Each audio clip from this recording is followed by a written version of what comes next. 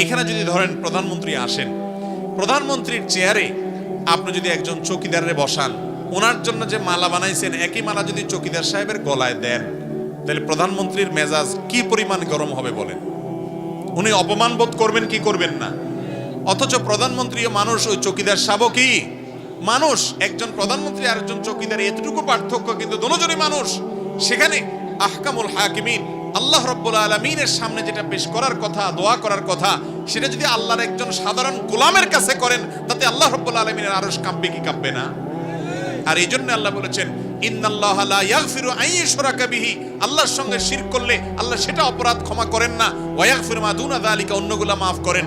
এই জন্য আর যা করেন আর না করেন, কোনো মাজারে গিয়ে দোয়া করে শিরিক করবেন না, কোনো মাজারে সিজদা করে দোয়া করে সিজদা করে শিরিক করবেন না, সন্তান দরকার মাজারে যায় চাইবেন না, সব কিছু চাইবেন সরাসরি আরশে আজিমের মালিকের কাছে হাত তোলার মাধ্যমে ইনশাআল্লাহ। চেষ্টা করবেন, আল্লাহ চাহেন তো।